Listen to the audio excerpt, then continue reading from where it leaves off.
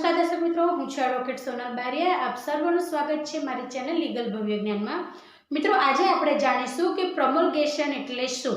તો મિત્રો, પ્રમોલ્ગેશન એટલે એવું એક વસ્તુ કે જે તમારી જે પણ બાપ દાદા છે તેમના ભાગમાં સૌપ્રથમ જમીન જે તમારી જે પણ તે વખતને ધારો કે રાજાશાહી હતી કે તે પહેલાથી તમારા ભાગની અંદર જે જમીન આવેલ છે તે મૂળ જમીન ક્યારથી તમને મળેલી છે તેનું એક પ્રકારનું લખાણ એટલે કે પ્રમોલ્ગેશનની અંદર એ દરેક બાબતનો સમાવેશ થાય છે મિત્રો, કે જે તમારા બાપ દાદાના જે પણ પેઢી દર પેઢીથી તમારે જે જ્યારથી જમીન વહેંચણી કરવામાં આવી છે મૂળ જમીન તેનો રેકોર્ડ, એવું સમજી શકો તમે।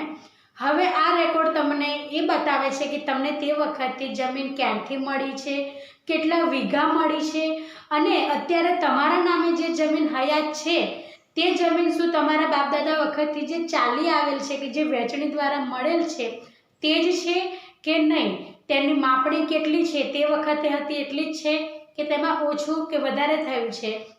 આ દરેક રેકોર્ડ છે તેને આપણે પ્રમોલ્ગેશન કહી શકીએ છીએ। મિત્રો, છેલ્લે 2016 અને 2017ની અંદર પ્રમોલ્ગેશનનો જે પણ નવો સુધારો કરવામાં આવ્યો હતો તે દરેક જિલ્લામાં કે દરેક ગામની અંદર કરવામાં આવ્યો હતો મિત્રો।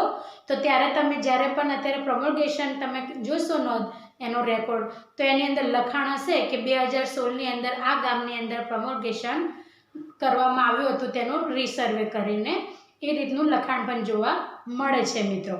હવે પ્રમોલ્ગેશનને ક્યાં જરૂર પડે છે, તો પ્રમોલ્ગેશન તમારે વારસાઈ કરવાની હોય, જમીન વેચવી હોય કે પછી વેચાણથી ખરીદવી હોય, પછી કોઈ પણ પ્રકારનું તમારે એની અંદર પ્રોપર્ટીની અંદર જો બિન ખેતી કરવી હોય, કોઈ પણ પ્રકારની વસ્તુની અંદર તમારા અગત્યનું જે પોઈન્ટ છે તે છે પ્રમોલ્ગેશનને ચેક કર્યા બાદ જ પ્રોપર્ટીનું તમે વેચાણ કરી શકો છો અથવા એને ખરીદી કરી શકો છો મિત્રો। પ્રમોલ્ગેશનની નોંધ ચકાસવી એ ખૂબ જરૂરી છે, કારણ કે જો તમારે કોઈ પણ હક દાવો કરવો હોય ક્યારે પણ, તો તમને સૌથી પહેલાં એ જાણવું જરૂરી છે કે આ જમીન કોના નામે હતી પહેલાં, અત્યારે કોના નામે છે, ક્યારથી મળી છે।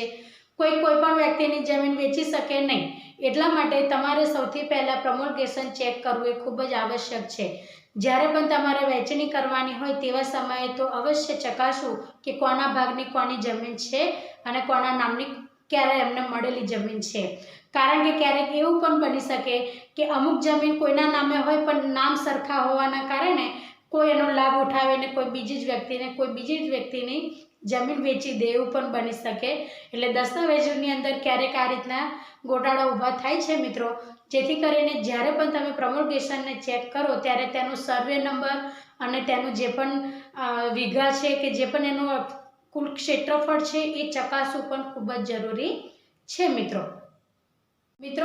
ક્યારેક એવું બને છે કે કોઈ વ્યક્તિને ખબર જ નથી હોતી કે અમારા બાપ દાદાની જમીન છે પણ જમીન ક્યાં છે, તો તે વખતે તમારે ડીઆરએની ઓફિસમાં જઈને આ એક પ્રમોલ્ગેશનની નોંધ કઢાવવાનો રહેશે, એક નકશો કઢાવવાનો રહેશે કે જેના આધારે તમારા આખા ગામના જેટલા પણ સર્વે નંબરો હોય છે તેની આખો જ એક નકશો હોય છે કે જેની અંદર તમને તમારા જે પણ બાપ દાદા હોય છે તેમનો જે સર્વે નંબર છે અને તેમનું નામ છે એ પ્રમાણે ત્યાં આગળ તમને એક લોકેશન સાથે બતાવે છે મિત્રો।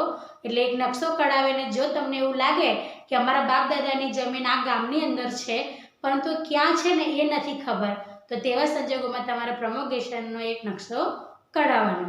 આજના માટે આટલું જ। જો વિડીયો ગમ્યો હોય તો લાઈક કરજો, શેર કરજો, સબસ્ક્રાઈબ કરજો, અને કંઈક તમારો પ્રશ્ન હોય તો કોમેન્ટ બોક્સમાં જરૂરથી જણાવજો મિત્રો। જય હિન્દ, જય ભારત।